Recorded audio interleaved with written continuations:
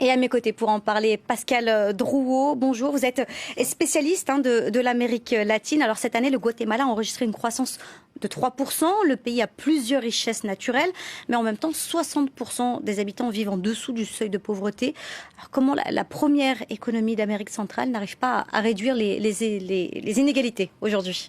Oui, je crois qu'il y a plusieurs raisons à cela. D'abord, un problème de gouvernance.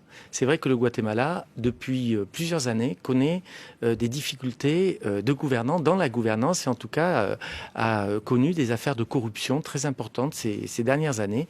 Deux de ses anciens chefs d'État, les prédécesseurs de l'actuel, Jimmy Morales, sont en prison pour des affaires de corruption. Donc la gouvernance. Secondo, c'est vrai que le Guatemala a des difficultés pour lutter contre la pauvreté. Pourquoi? Le taux d'imposition est extrêmement bas au Guatemala. Il est à peine de 10%. Et donc évidemment, l'État n'a pas les moyens de porter une assistance. Pas de recette fiscale pour l'État. Il n'y a pas de recette fiscale en fait. Et donc véritablement, on voit bien ce découplage d'ailleurs entre la situation économique, une croissance économique, on est quand même à 3%. C'est vrai que 3% au Guatemala aujourd'hui ne permet pas de créer suffisamment d'emplois, ça c'est certain. Mais pour autant, il y a donc ce découplage entre une économie qui est aussi attractive en termes de services. Mais le Guatemala, c'est pas n'importe quoi, vous l'avez dit, c'est la première économie régionale, certes, mais c'est aussi la première destination touristique. C'est un pays qui est riche, c'est un pays qui est beau, c'est un pays qui est attractif, mais c'est vrai qu'il traîne un passé et qui traîne également des difficultés dans l'appréciation sociale de sa population. 60% de la population au Guatemala est d'origine indienne. Et les Indiens ont des difficultés à s'insérer dans la vie sociale, économique du pays, qui donc vit à deux tempos, à deux rythmes. Alors, vous parlez justement de la vie économique dans le pays. 2 tiers de la population vit de l'économie informelle. Comment aujourd'hui, après toutes ces années où l'économie informelle a été la règle, comment ces candidats pourraient inverser la tendance ? C'est la question de fond. En tout cas, c'est vrai que chacun a essayé de cibler son programme en mettant l'accent sur 3 points essentiels. La justice, donc nous l'avons dit, la gouvernance, la lutte contre la pauvreté. La pauvreté, c'est essayer, en effet, d'apporter un appui. Et Sandra Torres, qui est la candidate social-démocrate, a mis l'accent sur l'appui à des programmes sociaux.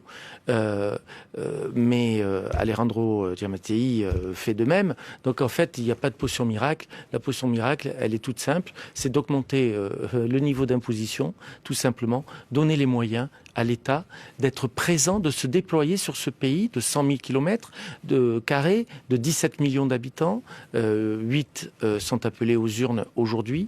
Et donc de donner les moyens enfin à cet État d'assumer aussi son rôle de protecteur, rôle d'impulsion économique et évidemment de cohésion sociale dans un pays qui est en plus confronté à la problématique des migrants. Alors, vous le disiez un peu plus tôt, le Guatemala attire beaucoup les touristes, mais il faut aussi le dire, c'est l'un des pays où le taux d'homicide est l'un des plus élevés au monde.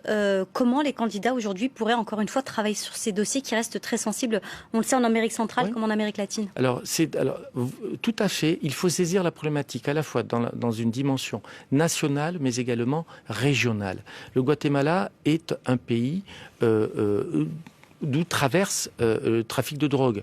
Comme l'État ne peut pas se déployer, notamment dans ses moyens sécuritaires et militaires, dans l'ensemble du pays, il y a des zones, je pense notamment au Petén, dans le nord, et à la frontière avec le Mexique, mais dans le nord-est du pays, où, en effet, il y a du trafic de drogue et où l'État n'a pas les moyens de lutter.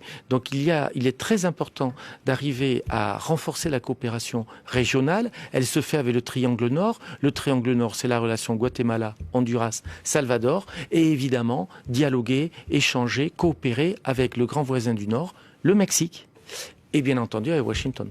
Merci Pascal Drouot pour vos explications. Je rappelle donc que vous êtes spécialiste de l'Amérique latine.